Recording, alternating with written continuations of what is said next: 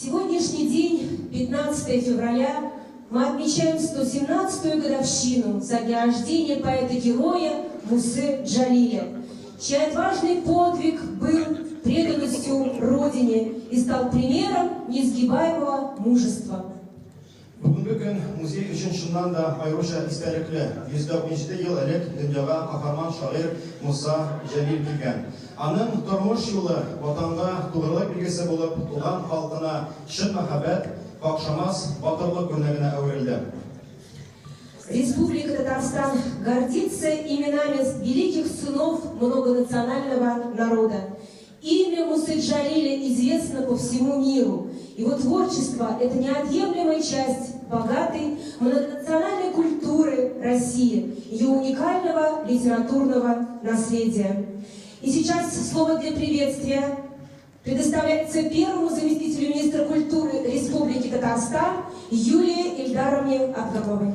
Сегодня очень волнительный и трогательный день, потому что сегодня мы отмечаем день рождения великого поэта. И одновременно с этим происходит вынос Моабитской тетради, которая была написана за стенками Моабита. И я очень благодарна Национальному музею и всем неравнодушным, которые сохранили эту добрую традицию. И присутствующие здесь школьники, я уверена, что они расскажут об увиденном сегодня своим родителям, и в последующем, будучи уже сами родителями, приведут своих школьников, своих детей сюда. Муса шәхесе, аның образы, татар сәнәтендә, татар мирасында бер образларның иң көчле образларының берсе.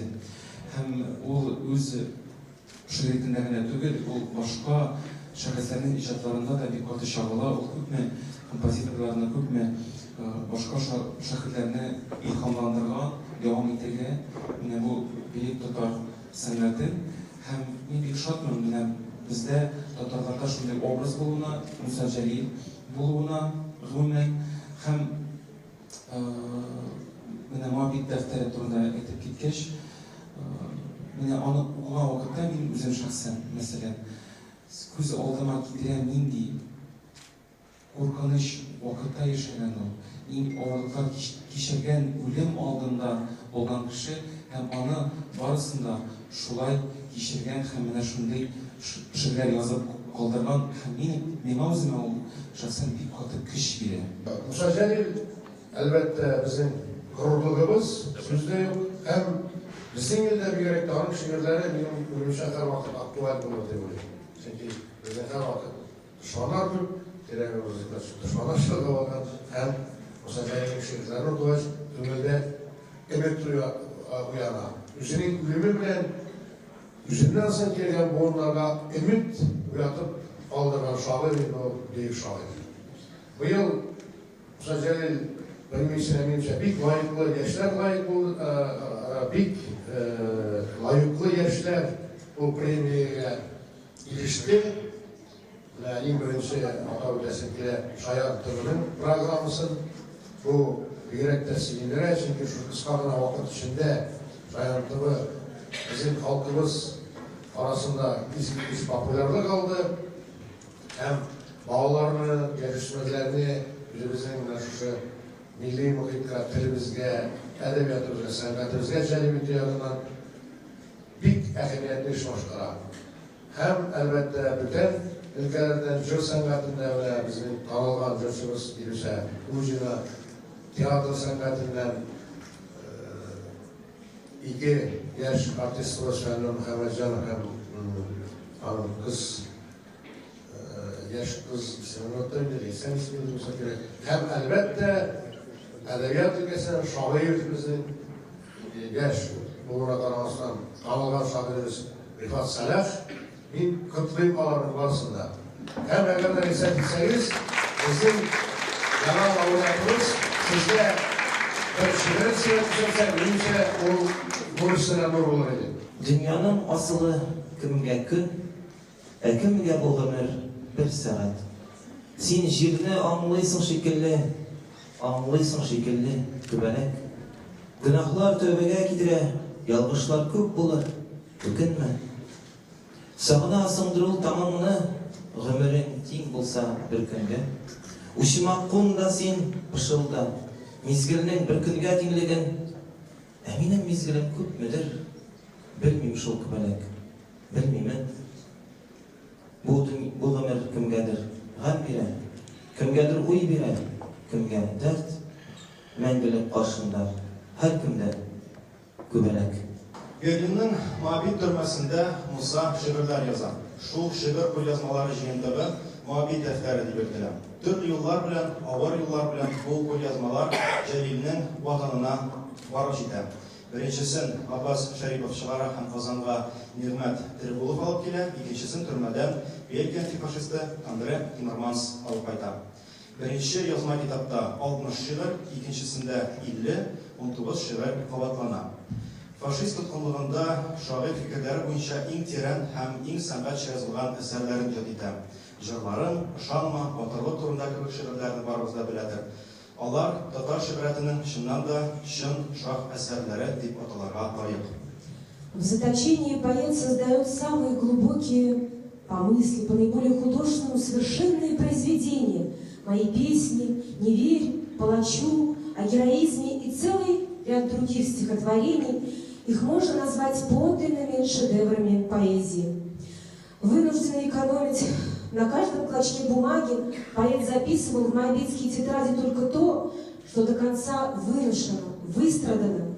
Это бессмертные произведения, чудом, дошедшие до нас, являются главным источником связи между прошлым и настоящим, между войной и миром, между живыми и мертвыми.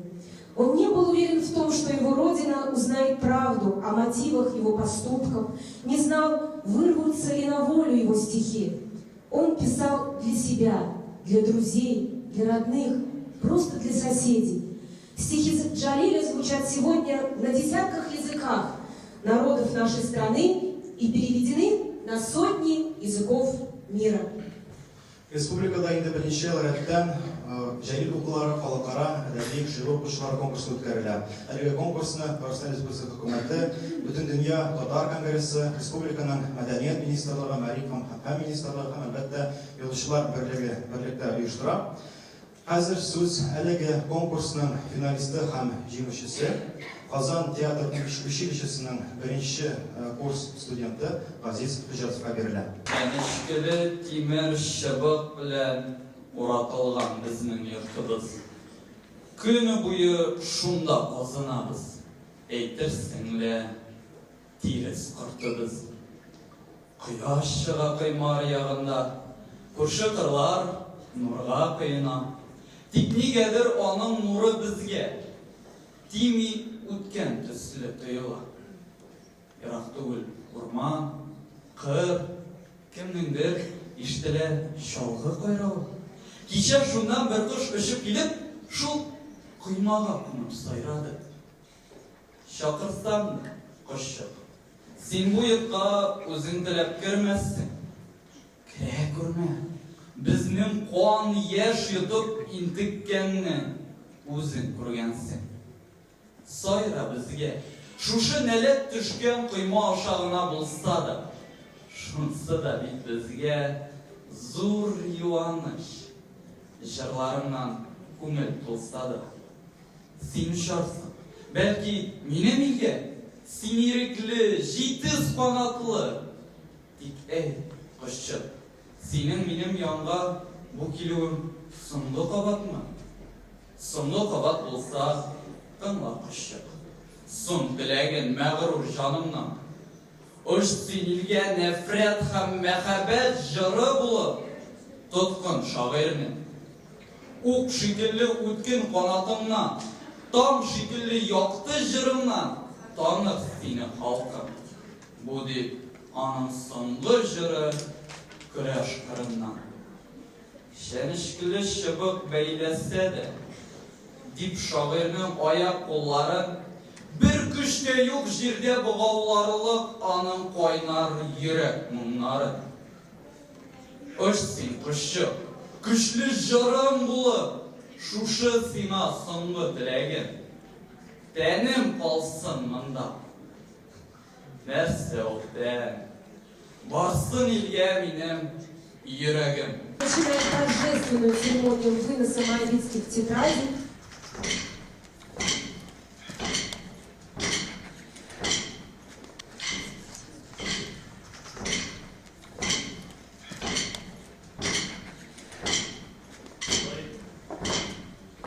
Объявляется минута молчания.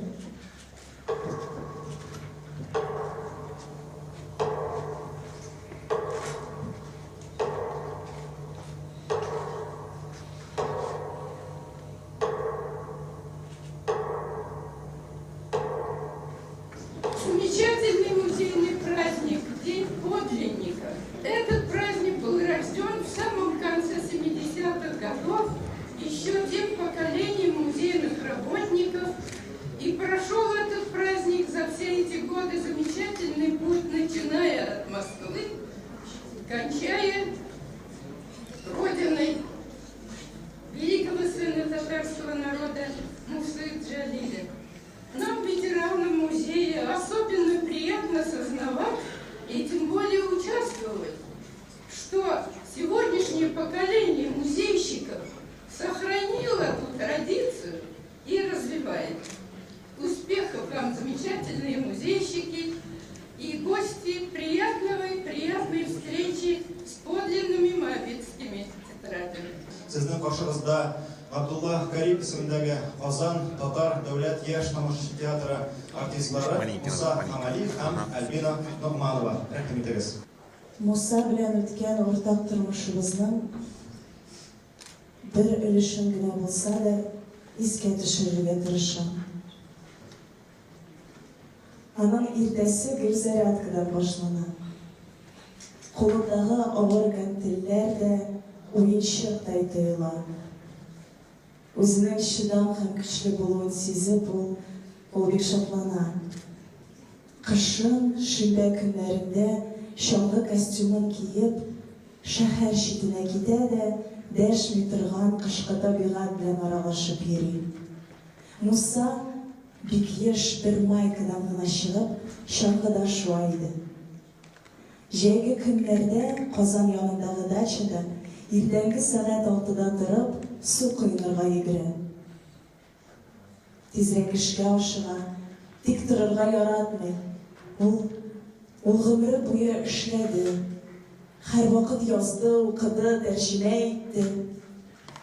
1939 елда Казанда Мәскәү студиясе нигезендә опера театры ачылды. Бу татар халкына зур бүләк булды. Студия белән бергә безнең гаиләбез дә Казанга күченеп килде.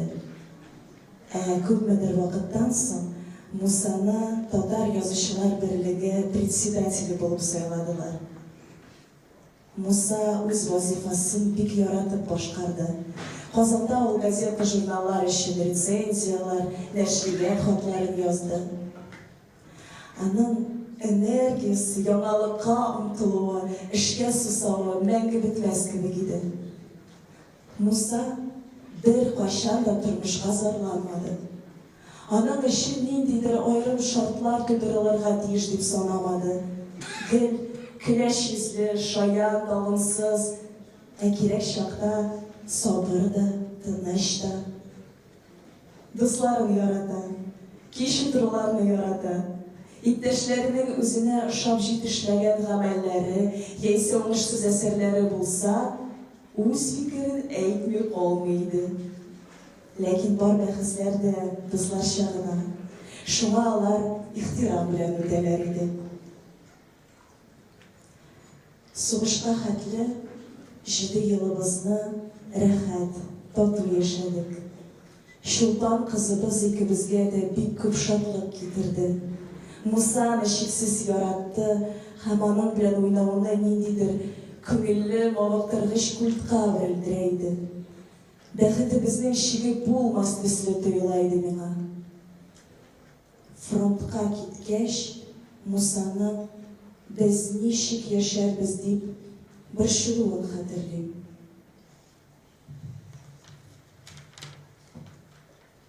Дөньяда шундый итеп яшәргә кирәк. Үлгәннән соң да үлмәслек булсын. Яшәүнең бөтен максаты шунда. Без үлемнән курыкмыйбыз дип әйтәбез икән. Бу яшәргә теләмибез, безгә һәммәсе барбер дигән сүз түгел әле. Һич алай түгел. Без тормышны бик яратабыз, яшәргә телибез һәм шуңа күрә дә үлемгә җирәнеп карыйбыз. Әгәр дә синең үлемең кирәк икән, ватан өчен сугышта, һәм ватан өчен үзең теләгән кабул иткән бу данлы үлем 30-40 еллык тыныч хезмәттә үткән гомереңне каплый ала икән, мин иртә һәлак булдым дип кайгырырга һичбер сәбәп юк. Муса Җәлил. Şırlarım sıçradım yüreğimde, yıllarında şeşek atığız. Küme bulsa sizde düşem yoldur, şu kaderli jile atığız. Küme bulsa sizde düşem yoldur, şu kaderli jile atığız. Sizde benim büyük duygularım, sizde benim gözsüz yaşlarım. Siz ülseniz mide anılır mı? Yaşasanız mide yaşarım. Siz ülseniz mide anılır mı? Yaşasanız mide yaşarım.